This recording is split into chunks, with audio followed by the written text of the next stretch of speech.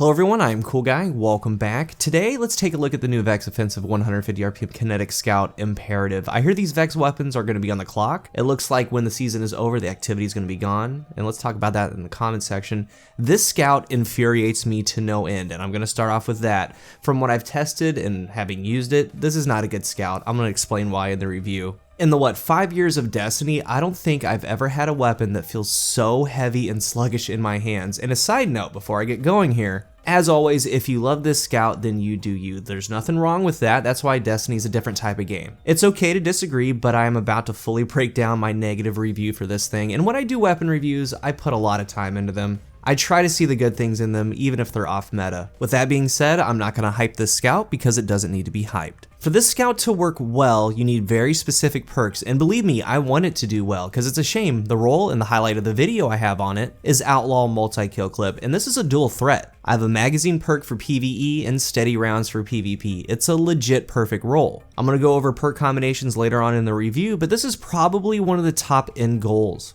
Multi-kill clip special, only 3 scouts roll it, Night Watch, and 2 150s, this one in the previous raids and Oblique. That one's a hard one to get, but overall, there are 12 weapons that roll it. Best damage dealing perk at base in the game for a legendary primary. It does more than kill clip, rampage, swashbuckler, things of that nature. With Imperative, I've noticed it really locks you down. It's a scout, so that works. That's gonna come with it, but with others in PvE and PvP, I personally feel at least a little bit more mobile. Say I'm using Jade or Polaris, Mida definitely, even Oxygen, I can move around, and when things get close, I do alright, not with Imperative. For the stats, it has a range of 69, stability of 28, handling of 30, reload of 30, aim assist of 33, recoil of 80, and a zoom factor of 2.1.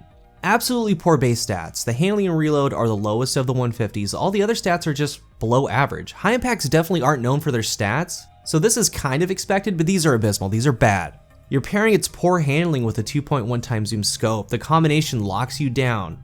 And if you don't have the right perk combinations with that, it's just going to be sluggish. And even when you do, it's still kind of sluggish.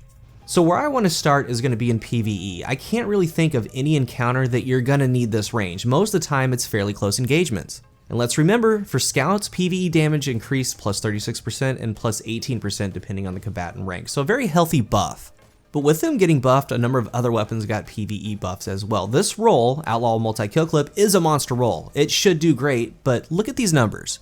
In this Lost Sector, both the Imperative and the rated hand cannon Ancient Gospel are 933 light. So across the board, it's all in line. Here's the crazy part. They got a huge buff. I have a minor spec on the Imperative. It's high impact. And with all this going on, it still doesn't one-shot Acolytes or Vandals. When we're looking at this right here, we have a minor spec for more damage. Scout's got a PvE buff. We have multi-kill clip. This thing should be nasty. And at multi-kill clip times 3, you get 50% more damage. The best damage dealing perk in the game. Of course, that rolls on legendaries. And it running at full force, its max damage is 2,326. The hand cannon has swashbuckler. I went over this not too long ago. There's a card on screen and link down below. First of all, it one-shots the Acolytes and Vandals. But to add to that, swashbuckler times 5 gives the hand cannon 33% more damage. It's without a minor spec, it has backup mag.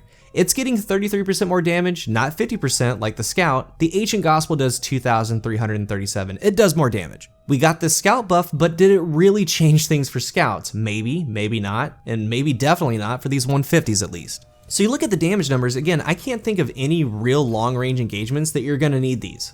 And even at that range, it's still taking a lot of shots to down enemies. The only real reason that I can see is that if you're underleveled, that way you can stay back and be at a distance and take your shots. Of course, it's gonna take a lot of shots, but when you kind of start weighing in this damage that it's doing, the average engagement distance of a PvE encounter, I wouldn't use it. At the final boss of the raid, I would never take that in there, or a high level Nightfall. And at the final boss, that has a little mid-range action in it. But for that encounter, I would take a Recluse or even the Vex Offensive Pulse, and I actually did do that, and it did wonderfully. That's for another video though. But when I was using it in Vex Offensive, I found myself at the top, away from the action, doing the Scout thing, making the Scout work for me. But when up close and on the ground, you have that 2.1 times zoom, enemies take extra shots to go down. If there are multiple enemies, especially higher tier enemies, it's not a good look for you. It's definitely a support scout. You would be in the back taking your shots the best that you can. So at that point, something like multi-kill clip is needed. And what's nice about the perk is that it chains off itself. You would get a kill, get the reload, get a one-time stack, and then you work off that, using the one-time stack to get a ×2 and a ×3. Keep chaining. But even then, as I went over there, the damage isn't good.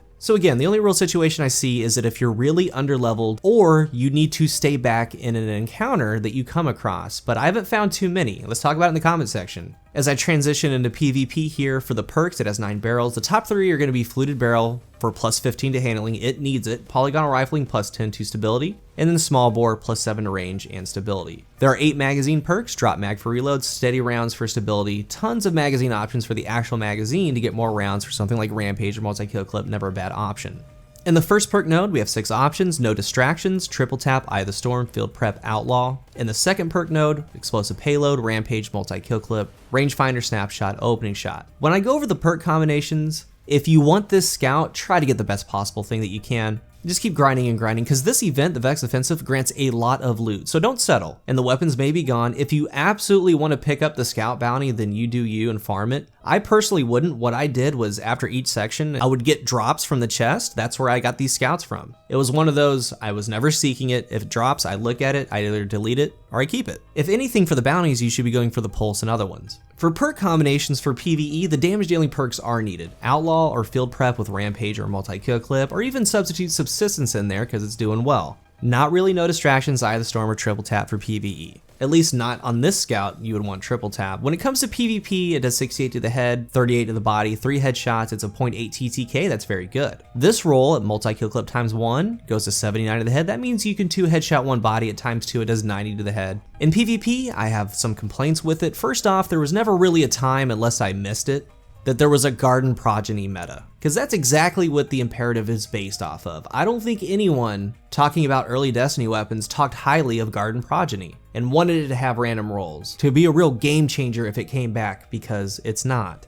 So in PvP, as I started with, you're locked down with it. The flinch that you receive is very poor. That has to do with the zoom factor, the rate of fire, the shot simply can't get back on. So that's why if you were to use this in PvP, there's no real option other than No Distractions. If you're looking to use it in the Crucible, you want No Distractions paired with either Snapshot or Explosive Payload. If not, you want to seek out Scout Unflinching, Scout Dexterity, and at that point, you're just adding energy to your armor, not to enhance the experience, but to actually make this thing kinda work. When you use it, you want to be laning, and when laning, you're just hoping that players come into your lane. And while you're doing that, that's why No Distractions could work, because you're laning anyway. The issue is when you have to move.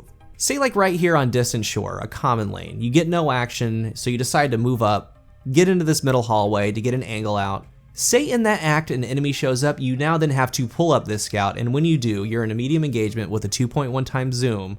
If this were to happen with Jade or Polaris, I would feel a lot better, or other scouts. But with that zoom factor, you're not gonna have No Distractions, nothing like that, you're gonna get knocked around like a ping pong ball. And with the updated version of this Garden Progeny, for the Imperative, the scope has these leaves around it, so say that you're laning, like right here in this clip, you wouldn't know it, but there's actually an enemy on my screen. The sides take up so much real estate with this scope.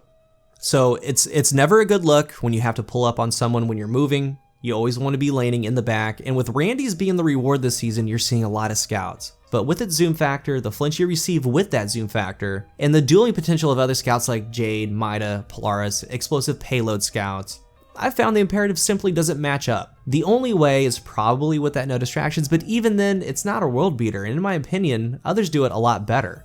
And with No Distractions, yes, you're gonna be laning, you're waiting for enemies to come into that lane. In that moment in time though, you're at peace. But in the first place, with the base stats and the scope, the weapon is planting you there, it's making you do that. So that's why just No Distractions works. When you have to move and have to return fire, that perk's not gonna be there, and you're now in an uphill battle. Midtown, Widow's Court, and a couple others, this scout works, but let's be real. The Jade with Zen moment, with its out of its world stability for a 150, is basically like it having Unflinching. Very little recoil. Polaris with Zen moment, they just do it better, and they do it better by a wide margin. I don't think that the scout's gonna be talked about a month from now, 3 months from now. I really don't. It has way too many downsides. And in PvE, there's no damage, it's outclassed in PvP. And again, even when you get the right perks on it, it's still outclassed, and there's no need to overhype it. It's a bad scout. If you're new to the channel, remember to hit the subscribe button. If you are subscribed, thank you so much for your continued support. What do you think about Imperative? I've spent a lot of time with it, and I see a lot of negatives that show up repeatedly. What do you think? Let's talk about it in the comment section. Thank you for watching, and until the next one, I am CoolGuy.